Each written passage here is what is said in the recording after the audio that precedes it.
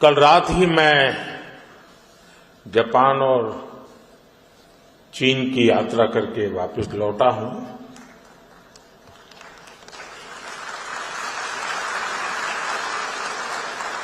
आप गया था इसकी ताली बजा रहे हो, आया हूं इसकी ताली बजा रहे हो। നമസ്കാരം. നൂറുകണക്കിന് വർഷങ്ങളായി അടിച്ചമർത്തപ്പെട്ട സ്വാഭിമാനത്തിനും നിരാശയുടെ ഇരുട്ടിൽ മുങ്ങിയിരുന്ന ജനതയ്ക്കും വീണ്ടും ആത്മവിശ്വാസത്തിന്റെ ജ്വാല തെളിച്ചു കൊടുത്തത് നരേന്ദ്രമോദിയുടെ നേതൃത്വമാണ്. സബ്കാ സാത്ത് സബ്കാ വികാസ് എന്ന മുദ്രാവാക്യത്തോടെ തുടങ്ങിയ ഭരണ ദൗത്യം ഇന്ത്യയെ ലോകശക്തികളുടെ നിരയിലേക്ക് ഉയർത്തിയ മാറ്റത്തിന്റെ ചിഹ്നമായി മാറി. അതിരുകളിൽ സുരക്ഷിതത്വം ഉറപ്പിച്ചും സമ്പദ് വ്യവസ്ഥയെ നവീകരിച്ചും ഇന്ത്യയെ ഡിജിറ്റൽ കാലത്തിന്റെ ഹൃദയത്തിലേക്ക് നയിച്ചും മോദി സർക്കാർ ഭാവിയിലേക്ക് ഉറച്ച ചുവടുകളിട്ടു. ഈ ഇന്ത്യ ഇപ്പോൾ ഭിക്ഷ ചോദിക്കുന്ന രാജ്യമല്ല, മറിച്ച് സഹായം നൽകുന്ന രാഷ്ട്രമായി വളർന്നു കഴിഞ്ഞു. പൗരന്മാരുടെ അഭിമാനവും രാജ്യത്തിന്റെ ആഗോള പ്രതിഷ്ഠയും ഒരുമിച്ച് ഉയർത്തിക്കൊണ്ടിരിക്കുന്ന ഈ കാലഘട്ടം മോദിയുടെ ഇന്ത്യ എന്ന് വിശേഷിപ്പിക്കപ്പെടുന്നത് അതിനാലാണ്. ഈ പൊതുഭാരതത്തിന്റെ ശബ്ദത്തിലും ആത്മവിശ്വാസത്തിന്റെ ഗർജനത്തിലും കലിപ്പിടിച്ച ചെകുത്താന്മാർ മോദിയെ ലക്ഷ്യം വെച്ചുകൊണ്ട് കളികൾ ആരംഭിച്ചു എന്നാണ് പുതിയ റിപ്പോർട്ടുകൾ. അതായത് ഒരു വൻ അന്താരാഷ്ട്ര ഗൂഢാലോചനയുടെ നിഴൽ ഇന്ത്യയുടെ പ്രധാനമന്ത്രിയെയും ലക്ഷ്യമാക്കി എത്തിയെന്നാണ് റിപ്പോർട്ടുകൾ പറയുന്നത്. എന്നാൽ ആ ഗൂഢാലോചന തകർത്തത് നമ്മുടെ സ്വന്തം റോയും ഇന്ത്യയുടെ പഴയ കൂട്ടാളിയായ റഷ്യൻ FSBയുമാണ്. ലോക മാധ്യമങ്ങളിൽ ഇപ്പോൾ തരംഗം സൃഷ്ടിച്ചിരിക്കുന്ന ഈ വാർത്ത പാശ്ചാത്യ രഹസ്യശക്തികൾ ഇന്ത്യയുടെ സ്വാതന്ത്ര്യ നയത്തോട് എത്രത്തോളം അസ്വസ്ഥരാണെന്ന് വെളിപ്പെടുത്തുന്നു എന്നാണ് വിദഗ്ധരുടെ അഭിപ്രായം.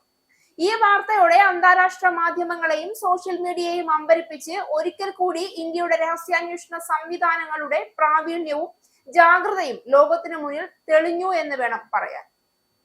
ലോക ശ്രദ്ധ നേടിയ ഈ വാർത്ത പ്രകാരം അമേരിക്കൻ സെൻട്രൽ ഇന്റലിജൻസ് ഏജൻസിയായ CIA ബന്ധമുള്ള ചില അന്താരാഷ്ട്ര തന്ത്ര വിദഗ്ധർ ഇന്ത്യയുടെ പ്രധാനമന്ത്രി നരേന്ദ്രമോദിയെ ലക്ഷ്യമാക്കി ഗൂഢാലോചന രൂപപ്പെടുത്തിയതായാണ് റിപ്പോർട്ട്. എന്നാൽ ആ ഗൂഢാലോചനയെ റോയും റഷ്യൻ FSBയുമാണ് തകർത്തതെന്ന് വിദേശ മാധ്യമങ്ങളിലൂടെയും സമൂഹ മാധ്യമങ്ങളിലൂടെയും വൻ തരംഗമായി പടർന്ന റിപ്പോർട്ടുകൾ സൂചിപ്പിക്കുന്നു.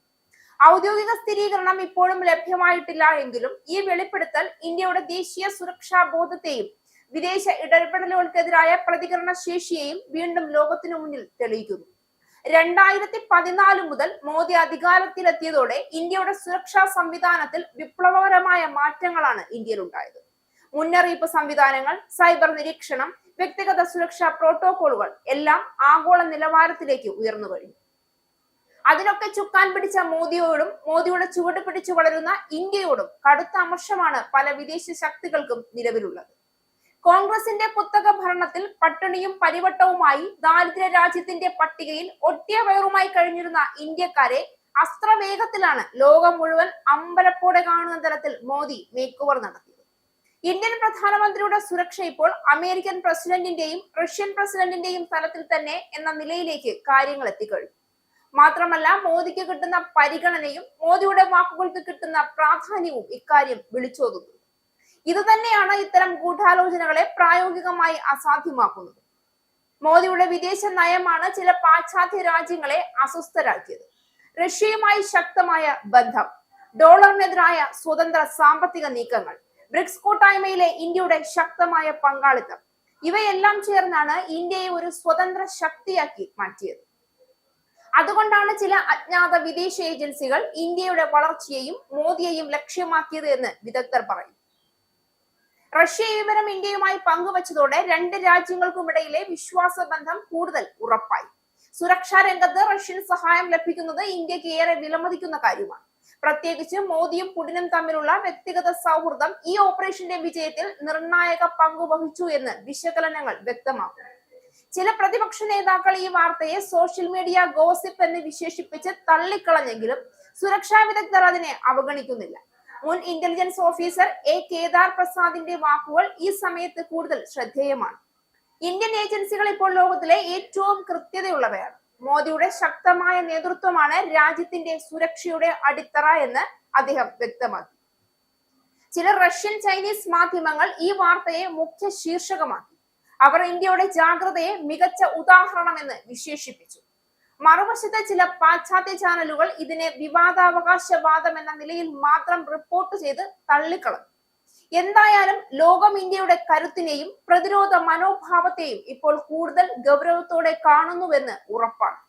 വാർത്ത പ്രചരിച്ചതിന് പിന്നാലെ മോദി തന്റെ ശൈലിയിലുള്ള ഉറച്ച പ്രതികരണമാണ് ഇതിനെതിരെ നടത്തിയത്. ഇന്ത്യയെ ഭയപ്പെടുത്താൻ ആരാലും സാധിക്കില്ല എന്നും നമ്മൾ സത്യത്തിനും രാഷ്ട്രത്തിനും വേണ്ടി നിലനിൽക്കുന്നു എന്നുമാണ് മോദി ലോകത്തോട് വിളിച്ചു പറഞ്ഞത്. ലോക രാഷ്ട്രീയത്തിന്റെ മറവിൽ നടക്കുന്ന ഗൂഢശക്തികളുടെ കളിയിൽ നിന്നും ഇന്ത്യ തന്റെ നേതാവിനെയും ഇന്ത്യയുടെ അഭിമാനത്തെയും സംരക്ഷിച്ചിരിക്കുന്നു. എന്നാൽ മോദിയെ ലക്ഷ്യമിടുന്നത് ഇന്ത്യയെ തന്നെ ലക്ഷ്യമിടുന്നതിന് തുല്യമാണ് എന്നത് മറ്റൊരു വസ്തുതയാണ്. ഇതൊരു നിസ്സാര സംഭവമല്ല എന്നും ഓരോ ഇന്ത്യക്കാരനും അതുകൊണ്ട് തന്നെ ഓർക്കേണ്ടതുണ്ട്. ഈ സംഭവം ഇന്ത്യയുടെ പ്രതിരോധ മനോഭാവത്തിന്റെയും രഹസ്യാന്വേഷണ ശേഷിയുടെയും കരുത്ത് എത്രമേൽ വളർന്നിരിക്കുന്നു എന്നതിന്റെ സാക്ഷ്യമാണ്. ലോകം ഇന്ത്യയെ ഒരു പ്രധാന കേന്ദ്ര ശക്തിയായി കാണുന്ന കാലത്ത് ഏതൊരു ഗൂഢാലോചനയും ഇവിടെ പരാജയപ്പെടുമെന്ന സന്ദേശം തന്നെയാണ് ഇതിലൂടെ ഉയരുന്നത്. മോദി പ്രതിനിധാനം ചെയ്യുന്ന ഇന്ത്യ ഇനി ആരുടെയും കളിപ്പാവയല്ല, മറിച്ച് സ്വന്തം നിലയിൽ തീരുമാനങ്ങൾ എടുക്കുന്ന ശക്തമായ രാഷ്ട്രമാണ്. ഇന്ത്യയെ എതിർക്കുന്നവർക്ക് ഇതൊരു മുന്നറിയിപ്പും ദേശസ്നേഹികൾക്ക് അഭിമാനത്തിന്റെ നിമിഷവുമാണ്. ഇസ്രായേലിന്റെ 5 സൈനിക താവളങ്ങളിൽ കനത്ത നാശനഷ്ടം. മോദി വെളിപ്പെടുത്തുന്ന ഇന്ത്യയുടെ വികസനത്തിന്റെ മയക്കുമരുന്ന് വിൽപ്പനയ്ക്കെതിരെ ശക്തമായ നടപടിയെടുത്ത് ഷാർജ പോലീസ്. അമേരിക്കയിലെ സാധാരണ മനുഷ്യരോട് കൂടിയാണ് കോൺഗ്രസിനുള്ളിൽ പങ്കുവയ്ക്കാൻ വിളിച്ചു ഓപ്പറേഷൻ സിന്ദൂറിൽ ഉപയോഗിച്ച